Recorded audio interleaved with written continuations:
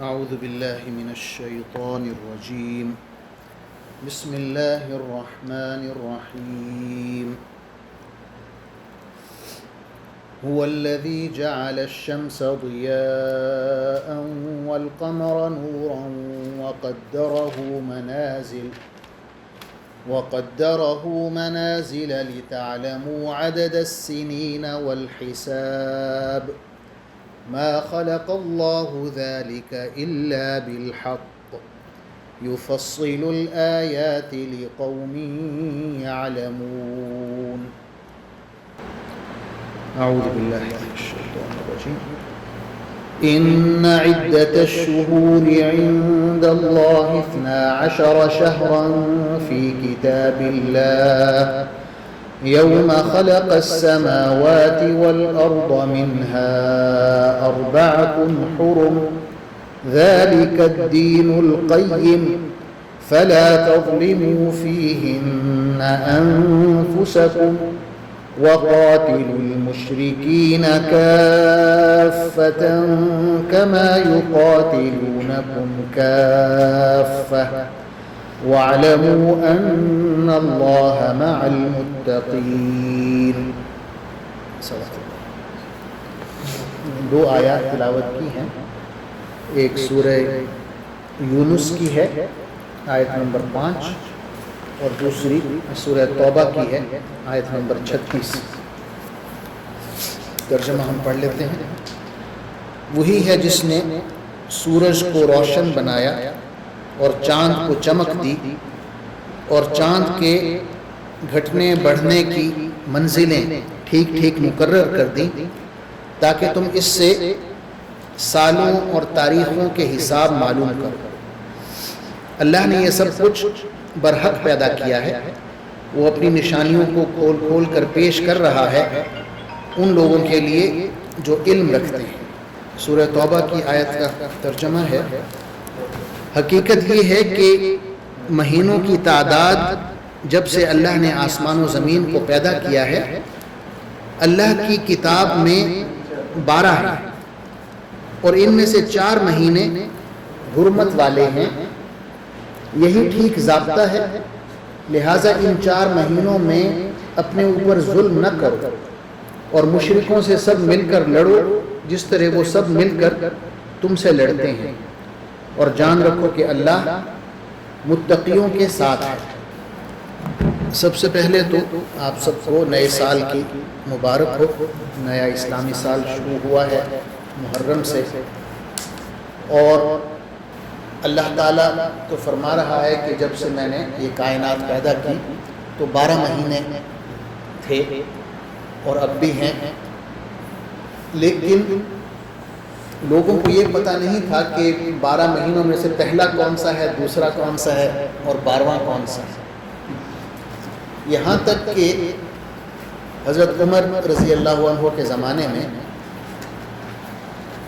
یہ محسوس کیا گیا کہ ہمیں اپنی تاریخ مقرر کرنی چاہیے، کیونکہ اس سے پہلے لوگ جو ہیں یا تو عیسائیوں کی تاریخ کے مطابق چلتے تھے یا کوئی بہت بڑا ایونٹ ہو جاتا، حادثہ ہو جاتا، اس کو بیس بناتا. جیسے آپ صلی اللہ علیہ وسلم کی پیدائش کے حوالے سے یہ مشہور ہے کہ آپ صلی اللہ علیہ وسلم ہاتھی والے سال میں پیدا ہوئے، یعنی جس سال ابرہہ نے مکہ پہ حملہ کیا اور اللہ تعالیٰ نے اس کی فوج کو تباہ کیا، سورہ فیل میں اس کا ذکر ہے، تو اس سال آپ صلی اللہ علیہ وسلم پیدا ہوئے. تو لوگ اس طرح اپنے جو ہیں واقعات کی تاریخ بیان کرتے کہ جب فلاں چیز ہوئی تھی تو تب میں پیدا ہوا، یا فلاں شخص فوت ہوا جب یہ واقعہ ہوا. یہاں تک کہ جب حضرت عمر رضی اللہ عنہ کا دور آتا ہے تو وہ یہ کہتے ہیں کہ ہماری تاریخ ہونی چاہیے اور اس تاریخ کے مطابق ہم اپنے جو ہیں ایام کا یا واقعات کا ذکر کریں. تو بعض صحابہ نے کہا کہ ہم یوں کرتے ہیں، حضور اکرم صلی اللہ علیہ وسلم کی ولادت سے ہم تاریخ شروع کرتے ہیں، عام الفیل سے. لیکن صحابہ کی اکثریت کو یہ پسند نہیں آئی، مشورہ پسند نہیں آیا.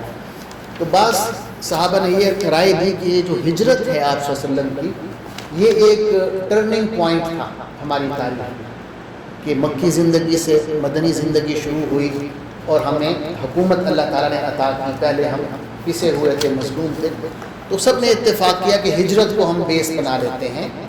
اور وہ ہمارا جب آپ صلی اللہ علیہ وسلم نے ہجرت کی ہے مکہ سے مدینہ، اس کو ہم پہلا سال شمار کرتے ہیں اسلامی تاریخ. تو اب یہ الحمدللہ 1448واں سال شروع ہوا ہے، اور آج 11 محرم ہے اسلامی تاریخ کے حوالے سے.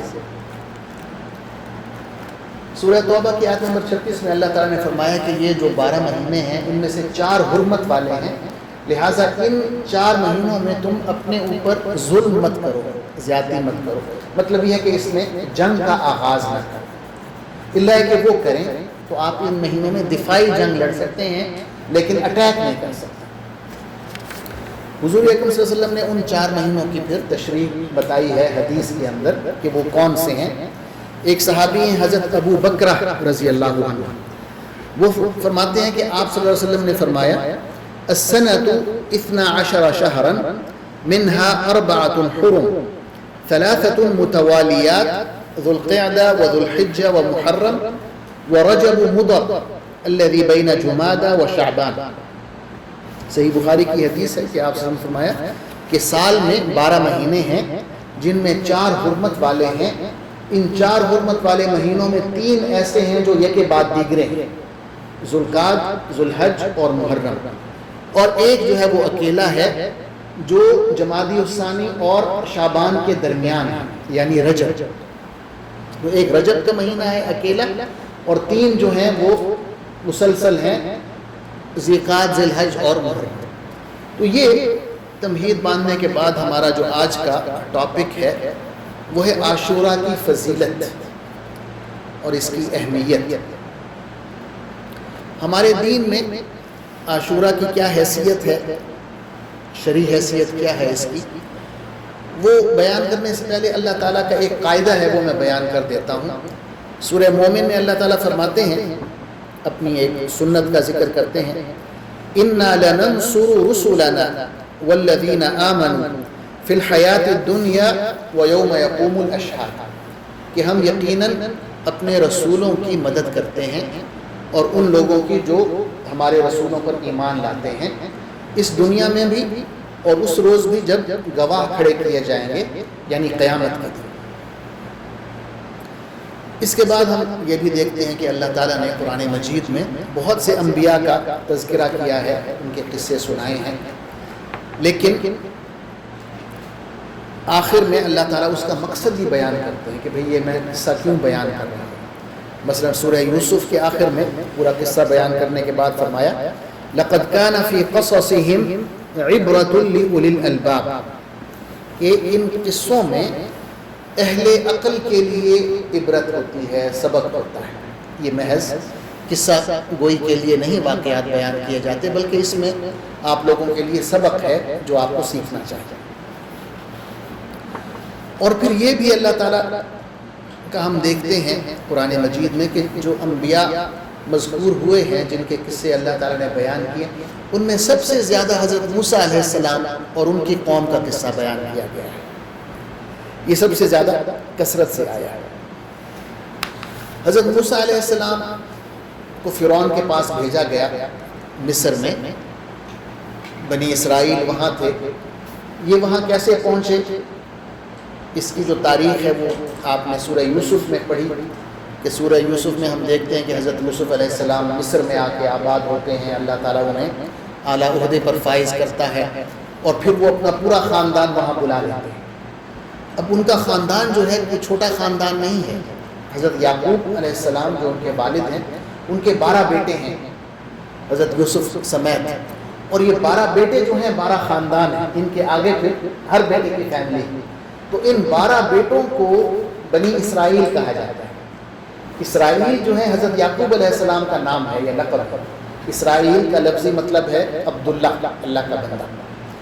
تو یہ 12 خاندان وہاں جا کے شفٹ ہو جاتے ہیں مصر میں، اور پھر ظاہر ہے کہ یہ اہل علم لوگ تھے، عقل والے تھے، ذہین لوگ تھے، تو یہ چھا جاتے ہیں مصر کے معاشرے پر، اعلیٰ عہدوں پر فائز ہو جاتے ہیں.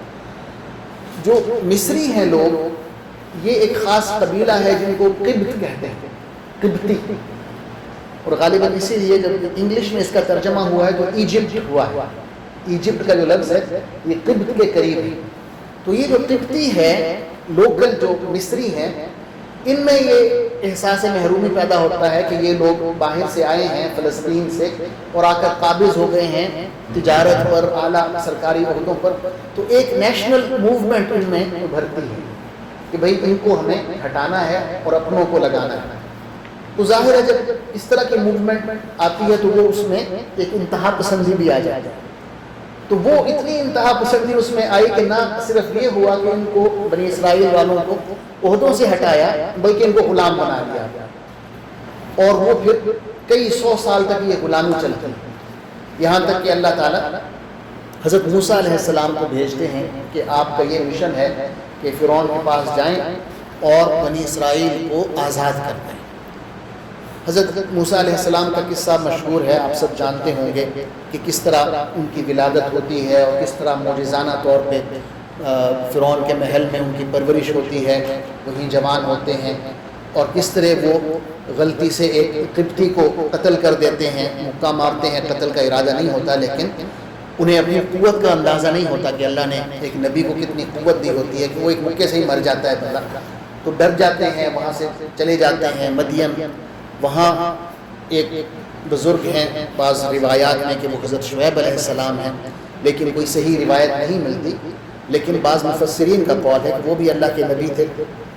ان کے ہاں 10 سال خدمت کرتے ہیں، ان کی بیٹی سے شادی ہوتی ہے اور پھر واپس مصر آتے ہیں اپنے خاندان کا خبر لینے کے لیے، تو راستے میں اللہ تعالیٰ نبوت عطا کرتا ہے اور نبوت کے ساتھ ساتھ کچھ معجزے بھی دیتا ہے۔ عصا ہے کہ بھئی آپ اس کو پھینکیں تو یہ سانپ بن جائے گا بہت بڑا، پکڑیں گے تو پھر یہ ایک لاٹھی بن جائے گی۔ اس معجزے میں بھی ایک تربیت پوشیدہ ہے۔ علماء نے لکھا ہے کہ اللہ تعالیٰ حضرت موسیٰ علیہ السلام کو ایک علامتی طور پہ سمبولیکلی انہیں سکھا رہے ہیں کہ وقت کا جتنا بڑا جابر حکمران ہو، جتنا بڑا فرعون ہو، وہ اندر سے کھوکھلا ہوتا ہے، بزدل ہوتا ہے۔ کسی موسیٰ کی ضرورت ہوتی ہے، کسی بہادر شخص کی، عزم والے شخص کی، اس کی گردن پر ہاتھ ڈالتا ہے۔ جب وہ ہاتھ ڈالتا ہے تو پتہ چلتا ہے کہ یہ تو لکڑی تھا، اس میں تو کوئی اس کی اپنی حیثیت نہیں تھی، لیکن ایسے جگرے کی ضرورت ہوتی ہے، بہادری کی ضرورت ہوتی ہے، شجاعت کی، جو اس پر ہاتھ ڈال سکے، اس میں ڈرنے کی ضرورت نہیں۔ تو حضرت موسیٰ علیہ السلام وہاں جاتے ہیں، اسے دعوت اسلام دیتے ہیں، معجزات دکھاتے ہیں، وہ سمجھتا ہے کہ یہ جادو ہے، جادوگروں کو اکٹھا کر لیتا ہے۔ جادوگر جو ہیں وہ جان لیتے ہیں کہ یہ جو حضرت موسیٰ نے ہمیں دکھایا ہے فن، یہ جادو نہیں ہے۔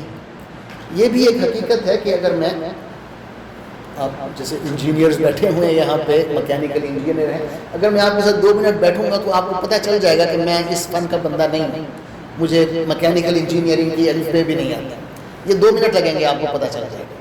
تو یہی بات ان کے ساتھ بھی ہوئی، جادوگروں کے ساتھ، کہ جب انہوں نے اپنے رسیاں پھینکیں، لکڑیاں پھینکی، وہ سانپ بن گئے، سب لوگ ڈر گئے۔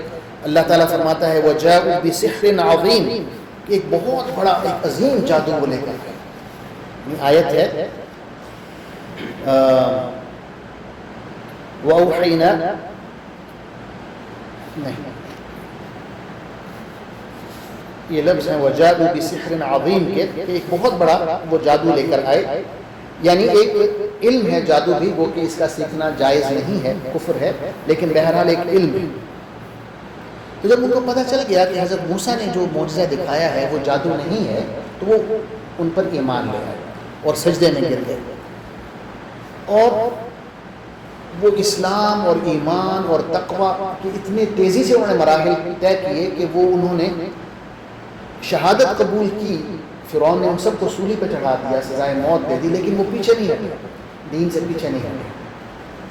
اور پھر جب فرعون نے یہ ساری منطق کی زبان یا دلائل کی زبان یا معجزات کی زبان سب ماننے سے انکار کر دیا اور طاقت پر اتر آیا، اور انسان طاقت پر تبھی اترتا ہے جب وہ دلیل کی زبان کو قبول نہیں کرتا۔ جب آپ کے پاس دلیلیں ختم ہو جاتی ہیں تو پھر آپ تشدد پر اتر آتے ہیں اگر آپ حق کو فالو نہیں کرنا چاہتے. تو یہی کام فرعون نے کیا. اس کے ساتھ بات کی گئی، اس کو دلائل دیے گئے اللہ تعالیٰ کی وحدانیت پہ، اسے معجزات دکھائے گئے، اس کے سامنے اس کے جو سپورٹرز تھے جادوگر وہ ایمان لے آئے، لیکن اس نے بات نہیں مانی. اور پھر اللہ تعالیٰ نے آخری فیصلہ یہی کیا کہ حضرت موسیٰ علیہ السلام کو حکم دیا کہ اپنے ساتھیوں کو مصر سے نکال کر لے جاؤ، اور یہ بھی بتایا کہ فرعون جو ہے یہ تمہارا پیچھا کرے گا. وَأَوْحَيْنَا إِلَى مُوسَىٰ أَنْ أَسْرِ بِعِبَادِي إِنَّكُمْ مُتَّبَعُونَ کہ موسیٰ علیہ السلام پر ہم نے یہ وحی کی کہ میرے بندوں کو راتوں رات یہاں سے نکال لو، تمہارا پیچھا کیا جائے گا. سورہ شعراء میں اللہ تعالیٰ نے یہ پورا واقعہ بتایا ہے. فَأَرْسَلَ فِرْعَوْنُ فِي الْمَدَائِنِ حَاشِرِينَ إِنَّ هَٰؤُلَاءِ لَشِرْذِمَةٌ قَلِيلُونَ. میں ترجمہ پڑھ دیتا ہوں. ہم نے موسیٰ کو وہی بھیجی کہ راتوں رات میرے بندوں کو لے کر نکل جاؤ، تمہارا پیچھا کیا جائے گا. اس پر فرعون نے فوجیں جمع کرنے کے لیے شہروں میں اپنے سردار بھیجے اور کہا کہ یہ مٹھی بھر لوگ ہیں اور انہوں نے ہمیں بہت تنگ کیا ہے، ناراض کیا ہے، اور ہم ایک ایسی جماعت ہیں جس کا شیوا ہر وقت چوکنا رہنا ہے. اس طرح ہم انہیں ان کے باغوں اور چشموں اور خزانوں اور ان کی بہترین قیام گاہوں سے نکال لائے. یہ تو ہوا ان کے ساتھ، اور دوسری طرف بنی اسرائیل کو ہم نے ان سب چیزوں کا وارث کر دیا. صبح ہوتے ہی یہ لوگ ان کے تعاقب میں چل پڑے. جب دونوں گروہوں کا آمنا سامنا ہوا تو موسیٰ علیہ السلام کے ساتھی چیخ اٹھے کہ ہم تو پکڑے گئے. موسیٰ علیہ السلام نے کہا ہرگز نہیں، میرے ساتھ میرا رب ہے، وہ ضرور میری رہنمائی فرمائے گا. ہم نے موسیٰ علیہ السلام کو وحی کے ذریعے حکم دیا کہ اپنا عصا سمندر پر مارو. یکایک سمندر پھٹ گیا اور اس کا ہر ٹکڑا ایک عظیم الشان پہاڑ کی طرح ہو گیا. اسی جگہ ہم دوسرے گروہ کو بھی قریب لے آئے. موسیٰ علیہ السلام اور ان سب لوگوں کو جو اس کے ساتھ تھے ہم نے بچا لیا اور دوسروں کو غرق کر دیا. اس واقعے میں ایک نشانی ہے، مگر ان لوگوں میں سے اکثر ماننے والے نہیں ہیں، اور حقیقت یہ ہے کہ تیرا رب زبردست بھی ہے اور رحیم بھی.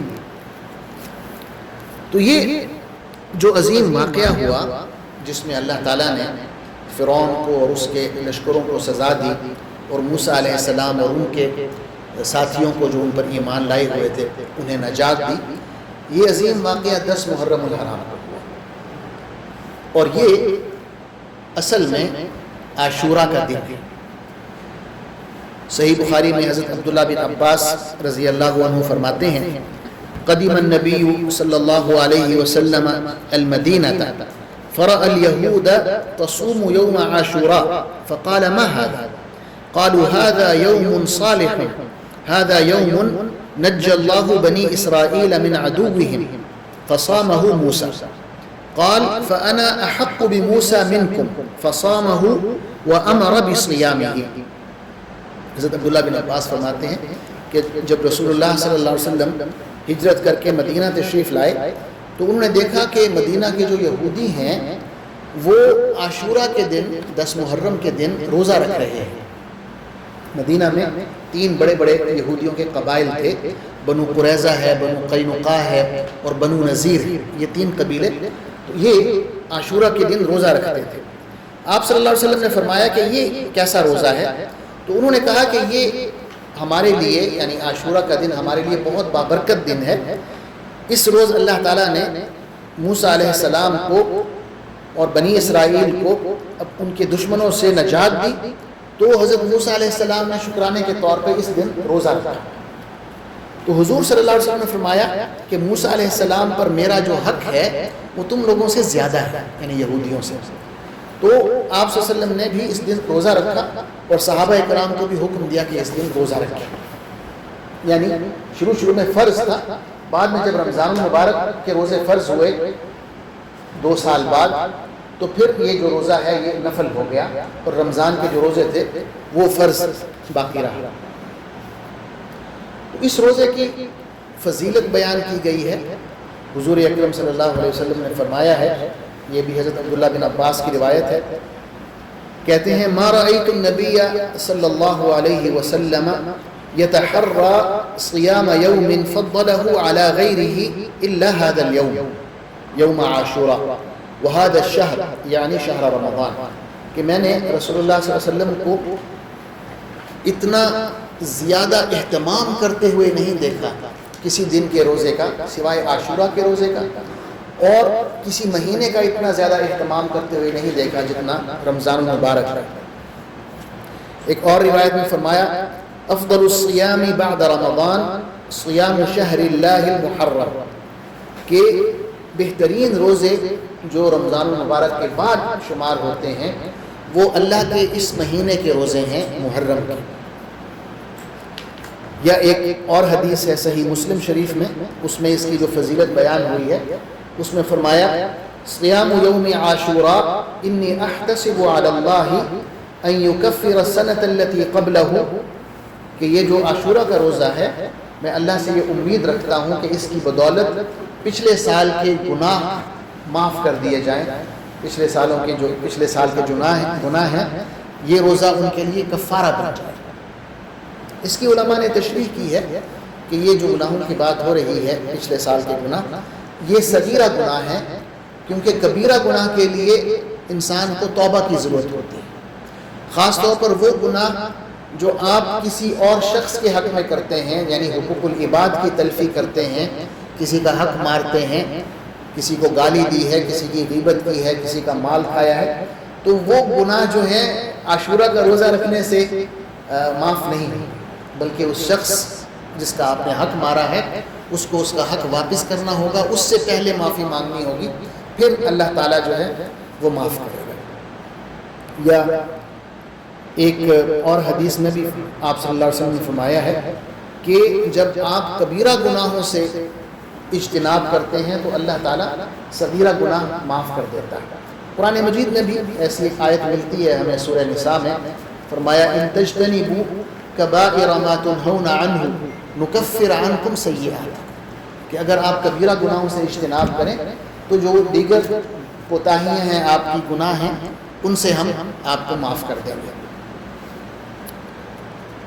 علامہ ابن قیم رحمۃ اللہ علیہ بہت بڑے اسکالر گزرے ہیں، وہ اس وقت کا جو معاشرہ تھا ان کی ایک صفت بیان کر رہے ہیں کہ بعض لوگ یوں سمجھتے ہیں کہ ہم نماز نہ پڑھیں، روزے نہ رکھیں، زکوٰۃ نہ دیں، اور جو مرضی آئے کریں، عاشورہ کا بس روزہ رکھ لیں یا یوم عرفات کا روزہ رکھ لیں تو ہمارے پچھلے سال کے گناہ معاف ہو جائیں گے۔ وہ فرماتے ہیں کہ ایسا نہیں ہے، اگر آپ ان عبادات کو جو اللہ نے ہم پر فرض کی ہیں ان میں کوتاہی کریں گے تو پھر آپ کی نجات نہیں ہے، کیونکہ یہ تو نفل عبادات ہیں۔ سب سے اہم عبادات وہ ہیں جو اللہ نے ہم پر فرض قرار دیا اور انہیں ہمارے دین کا ستون قرار دیا ہے، ارکان قرار دیا ہے۔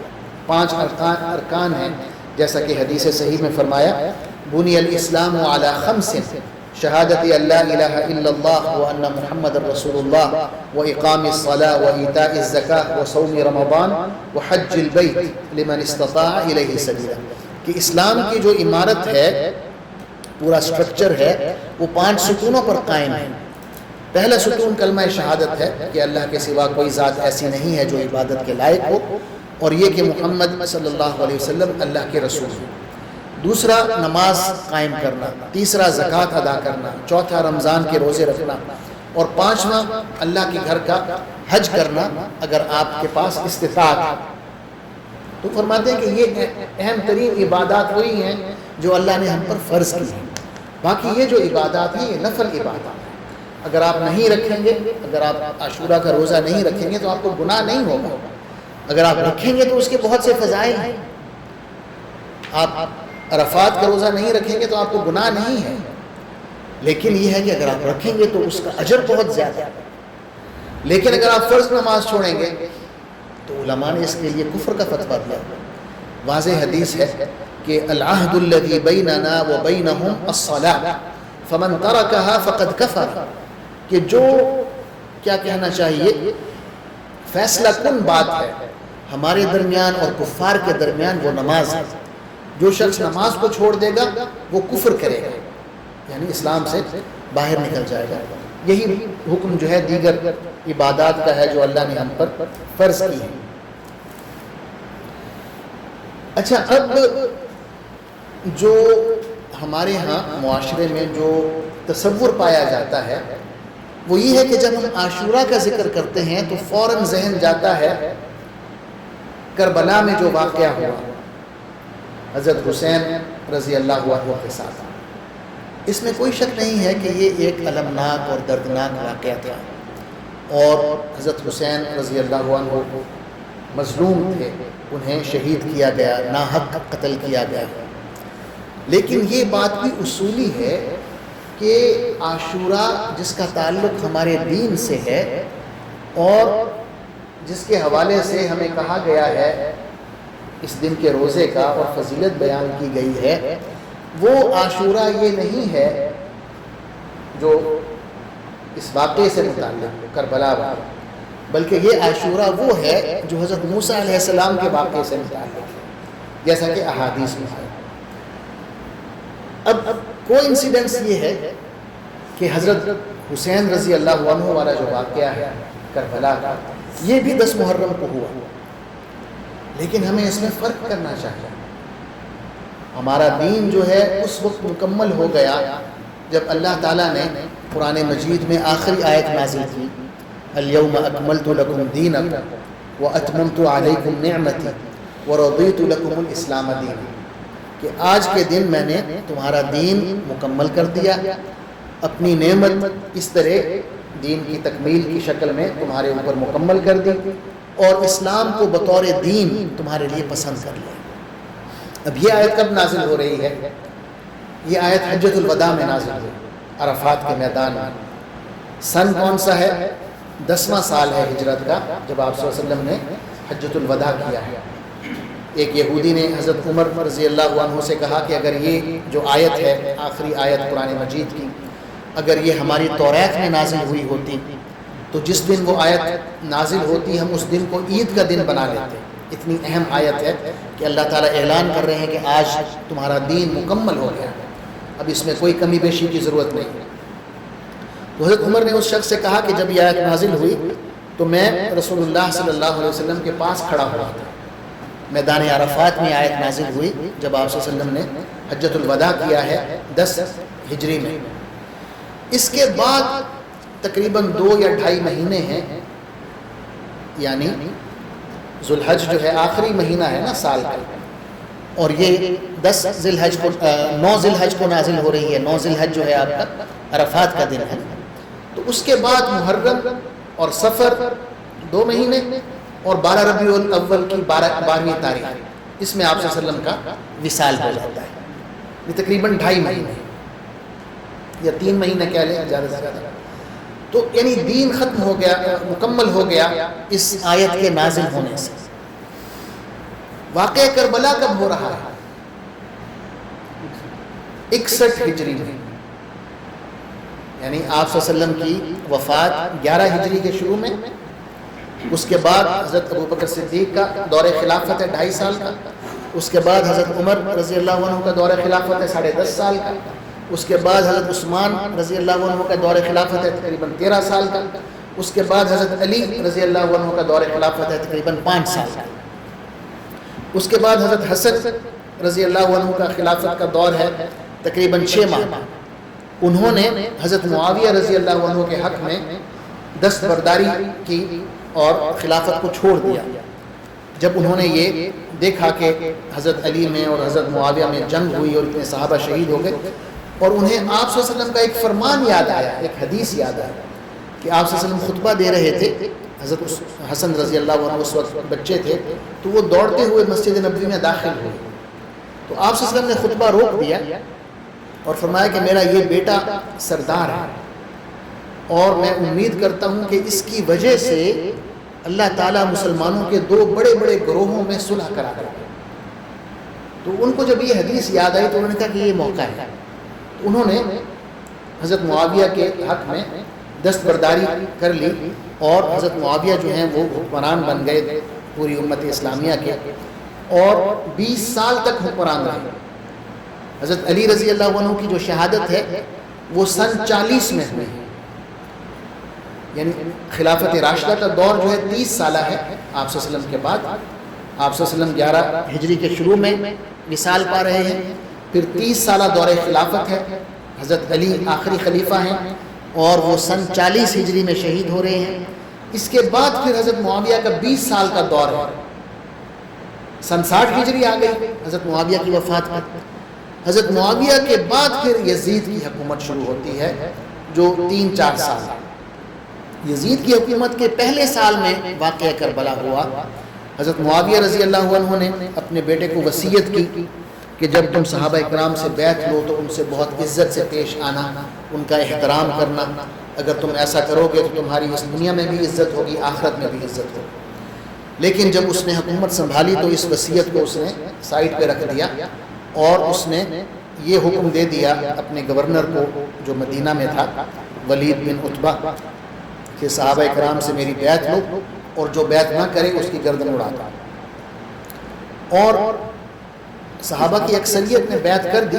4 صحابہ تھے جنہوں نے نہیں کی اور اعتراض کیا کہ بھئی یہ جو نظام ہے ہمارا سیاسی نظام جو خلافت راشدہ پر مبنی تھا اس کو تبدیل کر دیا گیا ہے، خلافت سے ہمارا جو سیاسی نظام ہے وہ بادشاہت کی طرف چلا گیا ہے، بیت المال جو ایک پبلک کی امانت تھی، عوام کی امانت تھی، وہ ایک شخصی ملکیت بن گئی ہے، تو یہ غلط ہے۔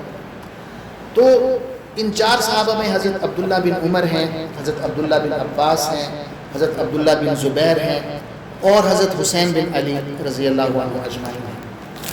انہوں نے کہا کہ یہ کام غلط ہو رہا ہے، ہم اس کے ساتھ متفق نہیں ہیں۔ تو حضرت عبداللہ بن عباس جو ہیں وہ مکہ چھوڑ کے چلے گئے طائف۔ حضرت عبداللہ بن عمر جو ہیں یہ نابینا ہو گئے، ان کے بارے میں بھی یہی ہے کہ حجاج بن یوسف نے ان کو بہانے سے قتل کروا دیا۔ حضرت عبداللہ بن زبیر جو ہیں انہوں نے بغاوت کی اور انہیں بھی شہید کر دیا گیا۔ حضرت حسین رضی اللہ عنہ نے بھی جو ہے اس کے خلاف جہاد کیا، اور یہ امت کا ایک متفقہ کیا کہنا چاہیے رائے ہے کہ جہاں جہاں بھی حضرت حسین رضی اللہ عنہ کے والد حضرت علی بن ابی طالب رضی اللہ عنہ نے جنگ کی ہے صحابہ کرام کے ساتھ، وہ ہمیشہ حضرت علی حق پر تھے، وہ کوئی بھی ہو ان کے خلاف، حضرت معاویہ ہوں یا ام المؤمنین حضرت عائشہ رضی اللہ عنہ ہوں، ہمیشہ حق جو ہے وہ حضرت علی رضی اللہ عنہ کے ساتھ تھا، وہ حق پر تھے، باقیوں نے اجتہادی غلطی۔ امت کا یہ بھی ایک ہے رائے کہ ہم صحابہ کرام کے بارے میں یہ کہہ سکتے ہیں کہ ان سے غلطی کا امکان ہے، لیکن ہم ان کی نیت پر شک نہیں کرتے۔ اگر ہم ان کی نیت پر شک کریں تو پھر ہمیں اپنے ایمان پر شک کرنا چاہیے کہ میں کیا واقعی مومن ہوں یا نہیں، کیونکہ امت نے 1400 سال میں کسی صحابی کی نیت پر انگلی نہیں اٹھائی کہ انہوں نے ان کی نیت خراب کی اس لیے انہوں نے یہ فیصلہ کیا۔ انہیں ان کی جو بھی اعمال ہیں انہیں اجتہادی غلطی آپ کہہ سکتے ہیں کہ انہوں نے ایک رائے دی اور اس میں وہ صحیح تھے یا غلط تھے یہ تاریخ فیصلہ کرے گی یا اللہ پر چھوڑ دے۔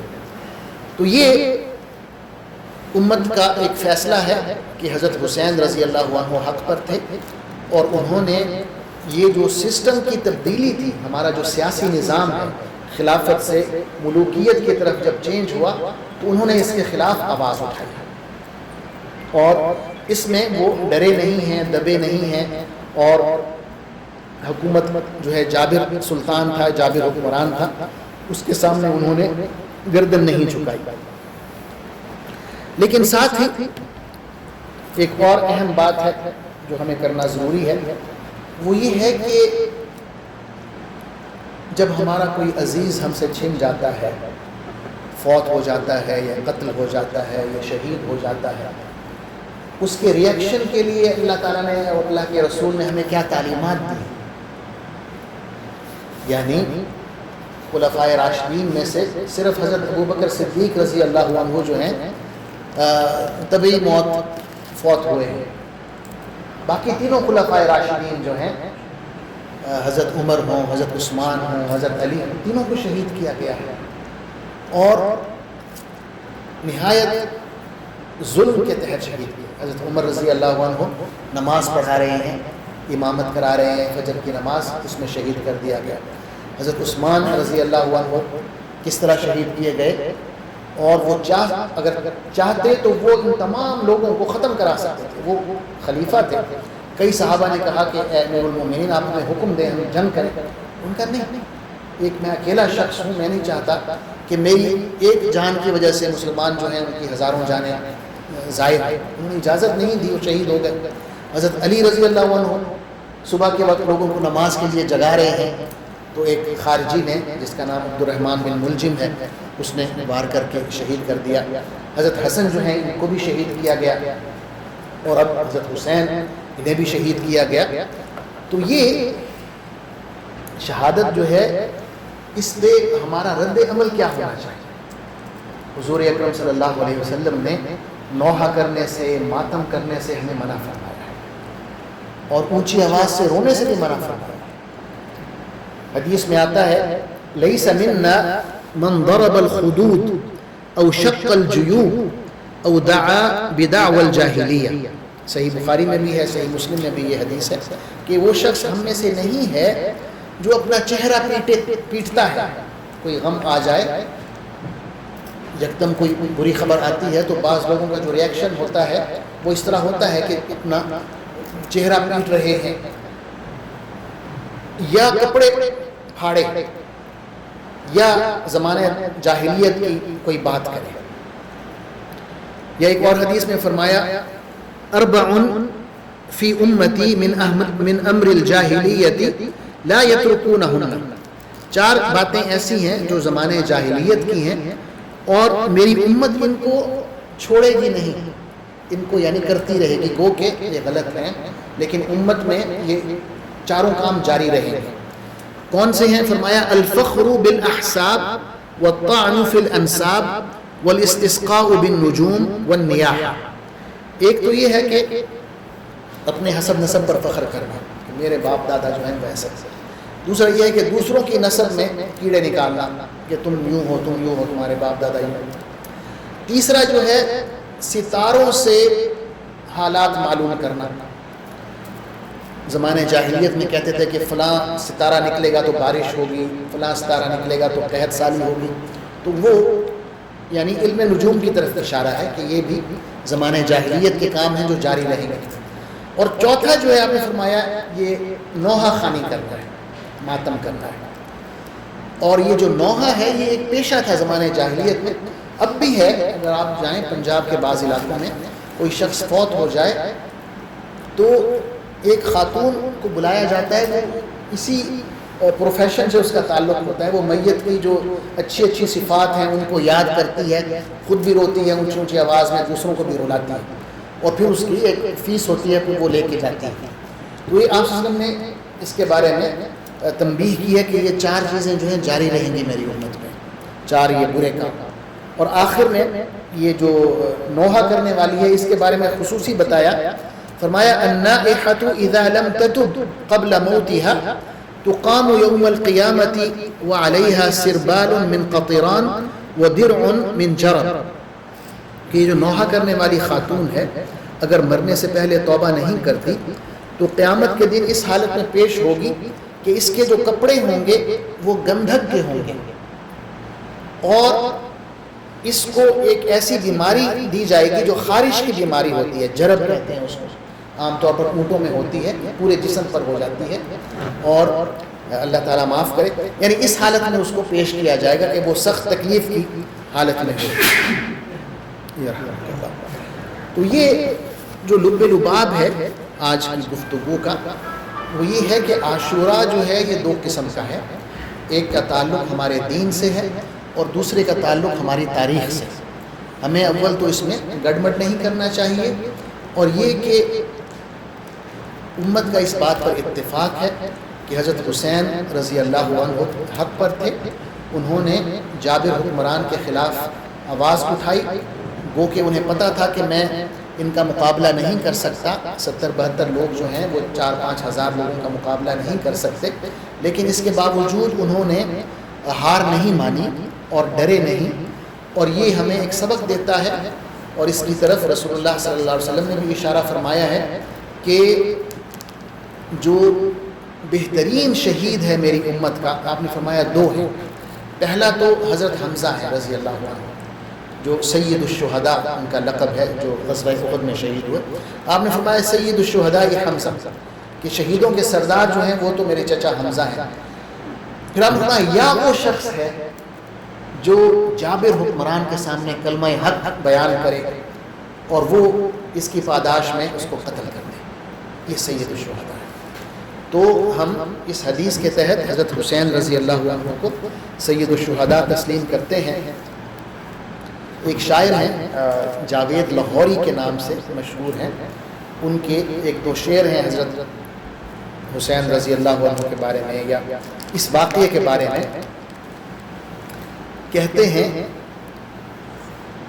ہری ہے شاخ تمنا ابھی جلی تو نہیں، جگر کی آگ دبی ہے مگر بجھی تو نہیں، جفا شعاروں کی تیغ سے وفا شعاروں کی، جفا شعاروں کی تیغ سے وفا شعاروں کی نہیں، جفا شعاروں کی تیغ سے گردن وفا شعاروں کی، کٹی ہے برسر میدان مگر جھکی تو نہیں۔ تو ایک خوبصورت اس کی ربائی ہے۔ تو یہ آج کا جو درس ہے اس کا لب لباب یہی ہے کہ اول تو ہمیں یہ فرق کرنا ہے کہ عاشورہ جس کا ہم روزہ رکھ رہے ہیں اس کا تعلق ہمارے دین سے ہے، اور دین جو ہے مکمل ہو گیا تھا اس وقت جب آخری آیت نازل ہوئی قرآن کی، اور وہ عاشورہ جس کا تعلق واقعہ کربلا سے ہے، گو کہ یہ بہت المناک اور دردناک واقعہ ہے، ایک سبق آموز واقعہ ہے ہمارے لیے۔ یہ ہماری اسلامی تاریخ سے متعلق ہے، اور ہم اس عاشورہ کے تحت روزہ نہیں رکھ رہے بلکہ اس عاشورہ کے تحت روزہ رکھ رہے ہیں جس کے تحت رسول اللہ صلی اللہ علیہ وسلم نے رکھا۔ اور پھر یہ بھی ہے کہ ہمیں کیا ادب سکھایا گیا ہے کہ اگر آپ کو کوئی اس طرح کی خبر پہنچتی ہے تو آپ کا بیہیویئر، رد عمل کیا ہونا چاہیے۔ اگر آپ کو کوئی غم کی خبر پہنچتی ہے تو کیا ہمیں اپنا چہرہ پیٹنا چاہیے، سر پیٹنا چاہیے، سر پہ مٹی ڈالنی چاہیے، یا بعض میں ویڈیو کلپس دیکھ رہا تھا کہ وہ آ رہے ہیں اور آگ میں چھلانگیں لگا رہے ہیں انگاروں میں، تو یہ اس کا تعلق ہمارے دین سے نہیں ہے، ہمیں منع کیا گیا ہے اس طرح سے۔ بلکہ حدیث میں آتا ہے کہ جب حضور اکرم صلی اللہ علیہ وسلم کے شیرخوار بیٹے حضرت ابراہیم فوت ہوئے اور آپ صلی اللہ علیہ وسلم تشریف لائے تو آپ صلی اللہ علیہ وسلم کی آنکھوں سے آنسو نکل آئے، تو اس پر بھی صحابہ کرام حیران ہوئے کہ یا رسول اللہ آپ بھی رو رہے ہیں، تو آپ نے فرمایا کہ جو رونا منع ہے وہ اونچی آواز سے ہے، یہ آنسو جو ہیں یہ تو اللہ کی رحمت کی وجہ سے اور ہماری جو بچوں سے محبت ہوتی ہے اس کی وجہ سے ہیں، تو میں اونچی آواز سے نہیں رو رہا۔ یعنی ایسا نہیں ہے کہ آپ صلی اللہ علیہ وسلم نے جس بات سے منع کیا ہو تو خود وہ کر رہے ہوں، یعنی صحابہ نے غالباً یہ سمجھا کہ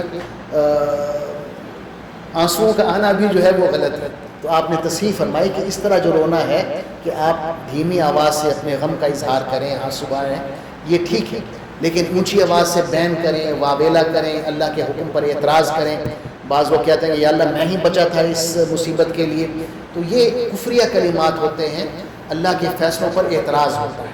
ہمیں جو جملہ سکھایا گیا ہے انا للہ و انا الیہ راجعون، کہ اللہ ہم تو ہیں ہی تمہارے، اگر میں تمہارا ہوں تو پھر جو کچھ میرا ہے اس میں میرے والدین ہیں، میرے بچے ہیں، میری دولت ہے، میری عزت ہے، میرا عہدہ ہے، میرے پیسے، سب جو کچھ میرا ہے میرے پاس ہے، اس سمیت میں بھی اللہ کا ہوں۔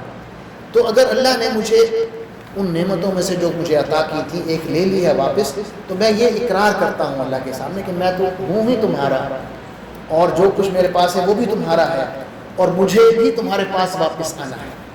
اس اقرار سے ایک دل کو تسلی پہنچتی ہے، سکون پہنچتا ہے، اور ہمیں یہی حکم دیا گیا ہے کہ اللہ نے جو فیصلہ کیا ہے یہ اس کی رضا تھی، آپ بھی اس کی رضا پر راضی ہوتے ہوئے اس پر کوئی اعتراض نہ کریں، صبر کریں، یعنی تکلیف کا ہونا بجا ہے، اپنی جگہ ہے، لیکن ہمارے رسول صلی اللہ علیہ وسلم نے ہمیں ادب سکھایا ہے کہ اس طرح آپ تکلیف کا اظہار کریں گے اور اس طرح تکلیف کا اظہار نہیں کریں گے۔ جزاک اللہ خیرا۔ کوئی سوال ہو تو آپ پوچھ سکتے ہیں۔ نے ابھی اس میں ذکر کیا کہ رمضان کے روزے